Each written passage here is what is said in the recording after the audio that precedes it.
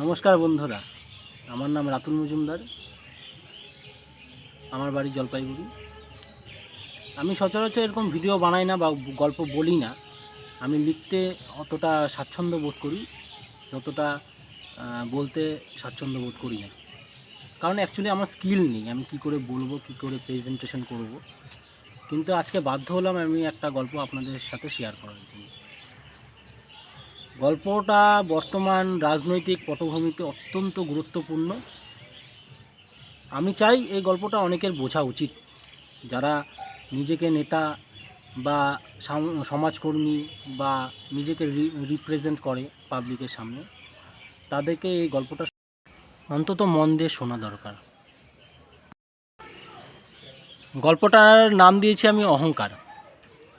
যাই হোক, মেন গল্পে আসা যাক। অ্যাকচুয়ালি গল্প না, এটা একটা আমার মনের ভাব প্রকাশ করার জন্য একটা গল্পের আকারে বলছি আপনাদের। গল্পটা হলো, মেন কথাটা হলো, এক দেশে এক রাজা ছিল। রাজা মানেই জানেন অনেক প্রতিপত্তি, সম্পত্তি, অনেক রাজস্ব পায় সে। তো রাজা রাজা রাজা রাজা ভাব, তার বিশাল বড় একটা বাড়ি। সকালবেলায় অনেক লোক ওনার কাছে আসে, বিভিন্ন রকম সমস্যা সমাধান করার জন্য উনি চেষ্টা করে। তা যে কোনো সমস্যায় আসলেও উনি নিজের যেহেতু এত পয়সা, এত প্রতিপত্তি আছে, উনি আর্থিক সহায়তা করতো মানুষকে। মানে অর্থের মাধ্যমে মানুষের প্রবলেম সলভ করার চেষ্টা করতো। করতে করতে করতে করতে করতে করতে এত লোক মানুষকে অর্থ দিয়ে সাহায্য করলে তো হাজার হাজার লোক আসবেই।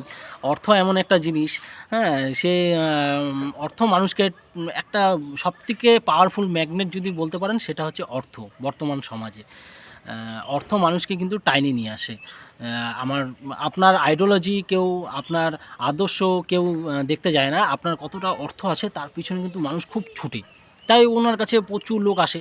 এরকম আস্তে আস্তে আস্তে মানুষের সাহায্য করতে করতে করতে করতে করতে একটা সময় ওনার এমন মনে হলো, ওনার অজান্তে ওনার ভিতরে এতটা অহংকার চলে আসলো, উনি যখন ভাবতে লাগলো যে এত লোকের আমি সহযোগিতা করি, স্বয়ং ভগবানও বোধহয় করতে পারে না এতটা, যতটা আমি করতে পারি। তাহলে আমি আর ভগবানের মধ্যে তফাৎ কী থাকলো? আমি বোধহয় সেই কলিযুগের কৃষ্ণ, আমি সেই ভগবান, যে মানুষকে এত সাহায্য করে, মানুষকে আর্থিক সাহায্য করে। মেন গল্পটা এখান থেকে শুরু। হঠাৎ করে কি হলো, রাজামশাইয়ের একটা খুব পালতু কুকুর ছিল। কুকুরটাকে খুব ভালোবাসতো রাজামশাই, যেখানে যেত কুকুরটাকে সঙ্গে সঙ্গে নিয়ে যেত। অনেক ছিল, ঘোড়া, হাতি টাতি অনেক কিছু ছিল, তার মধ্যে একটা বিশেষ কুকুর ছিল, যে কুকুরটাকে রাজামশাই খুব ভালোবাসতো, সঙ্গে নিয়ে ঘুমাতো পর্যন্ত, একসাথে খাওয়া দাওয়া করতো, সব জায়গায় কুকুরটাকে অত্যন্ত ভালোবাসতো কুকুরটা। তো এরকম কী কারণে হঠাৎ করে কুকুরটা একদিন রাতে মারা যায়। রাজামশাই খুব দুঃখী। এখন কুকুরটাকে সৎক্রিয়া করতে হবে, তাকে তো আর পোড়ানো যায় না, তাকে কবর দিতে হয়। তা যথারীতি কবরের ব্যবস্থা করা হয়েছে কুকুরটাকে।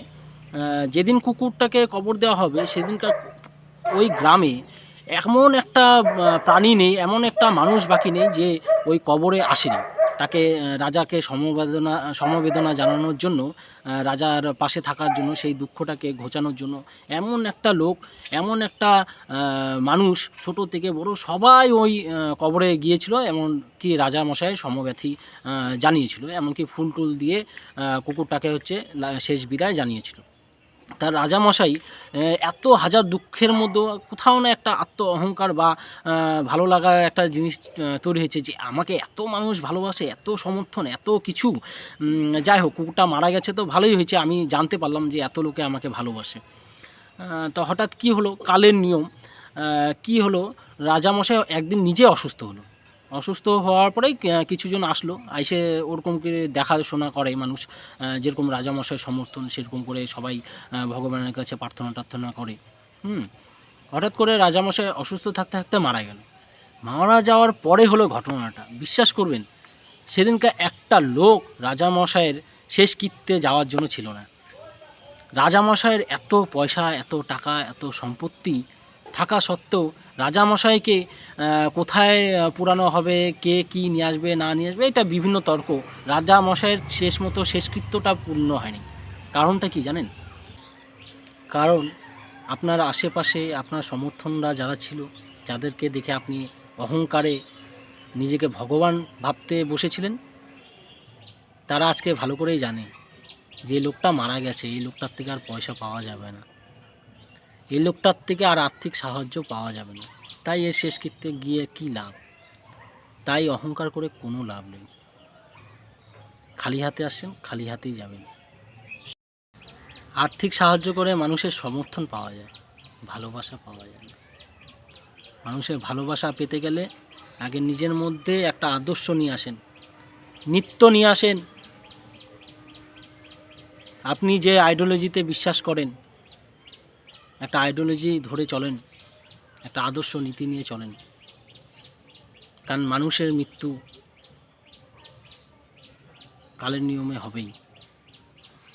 এই শরীর নশ্বর, কিন্তু আইডিওলজি, আদর্শ, চরিত্র মানুষের চিরস্থায়ী। নমস্কার, ভালো থাকবেন।